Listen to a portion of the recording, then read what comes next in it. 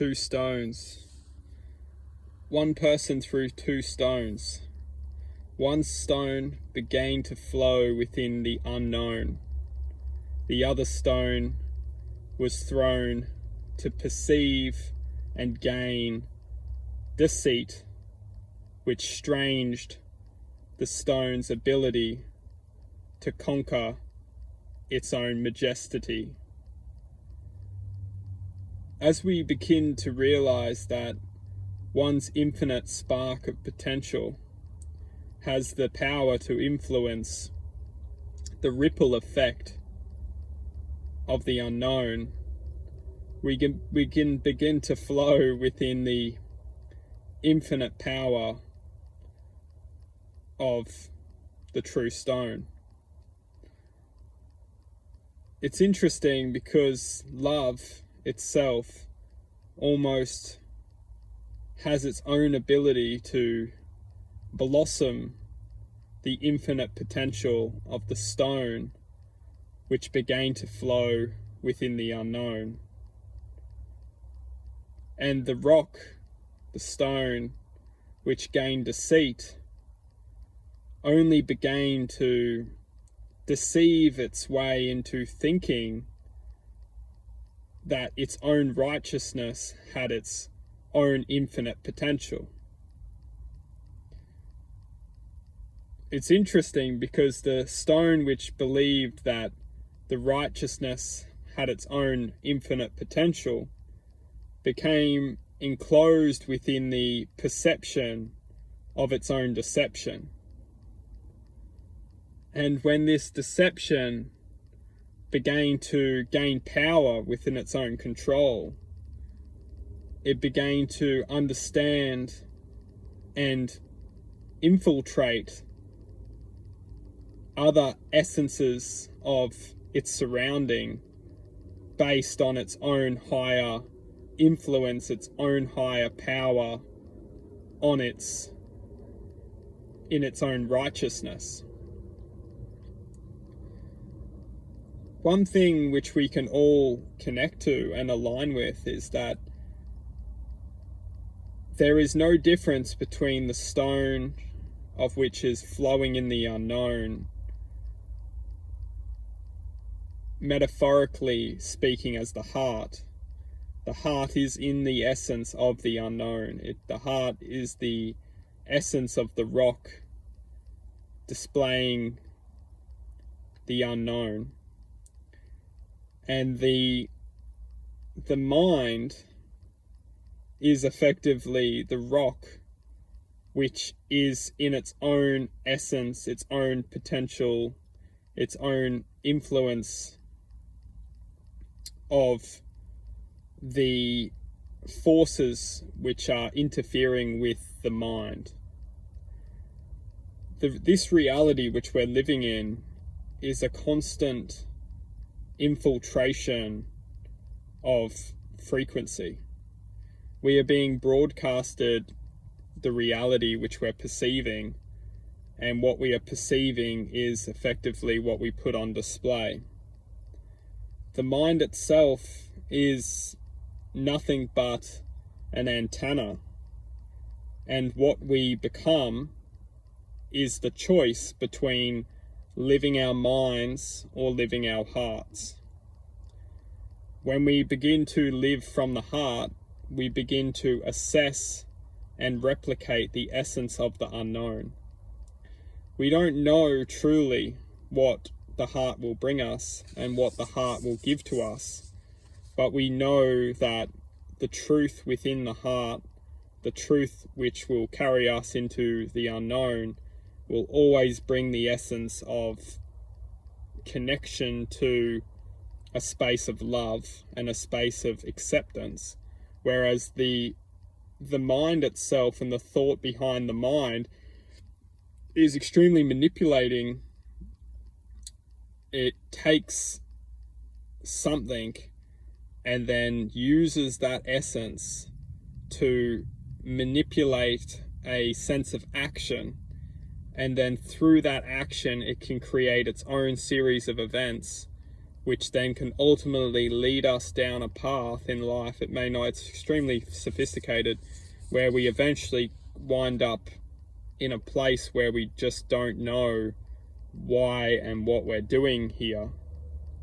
And it's not to say if you follow the heart or can feel the heart and do something from the heart and lead the path down the heart, that the difference is that at least when we are living a life from the heart, we will feel the connection all the way. Whereas the mind will send us down a path where we will eventually wind up feeling completely disconnected.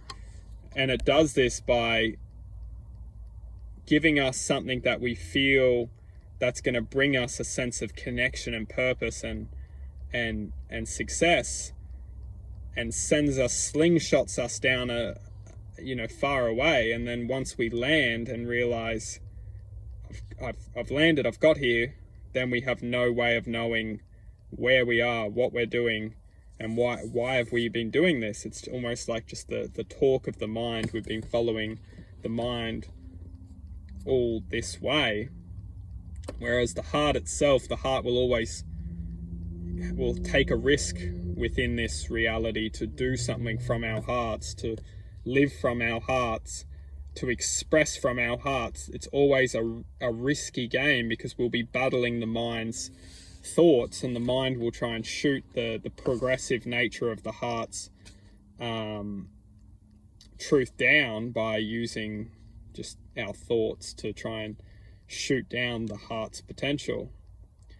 But once we gain strength within the heart and we move forward with the heart's truth, and the truth is unique for every single one of us has our own potential. And when we move through this reality powered by what we feel, see, that's the thing, not what we think. What we feel is true, what we feel is right, what we feel is going to bring me happiness and bring me purpose and bring me love. When we move through life feeling rather than thinking, we will realize that we are protected by the own essence of our true self. And the true self is extremely interesting, because what is the true self? The true self is greater than this reality. The true self is what we'll be left with after this reality. The mind is only a mechanism to keep this true self from activating into its higher space of sound. Sound is effectively limitation within the third dimension. And once we move past the speed of sound, we understand that we are a quantum energy. We are effectively an experience taking form within this reality. And this reality is only an experience to be experienced. So if we can work through this reality while experiencing this reality, we can bring a lot of truth and a lot of justice for this reality. If we look into this reality, there is so much pain, suffering, evil, deceit, narcissistic, dense, vibrational energy.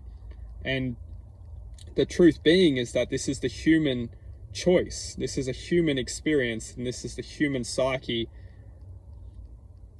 having an experience. And one thing's that true is that yes, there is there's malevolent forces living within this existence. There's evil that exists. However, we can gain the power to raise above the evil, and we can gain the power to choose and ultimately become aware that the evil itself is infiltrating through our minds and then into us as individuals. Once we gain awareness, we can choose to eliminate the evil and understand what is evil and what is pure. And it's very basic. We learn to follow the heart, follow the space of the heart's awareness, and let go of the mind, and understand that the mind is only a mechanism which is ultimately used to keep us away from accessing our true infinite potential. And the true infinite potential is unique and divine to every single one of us.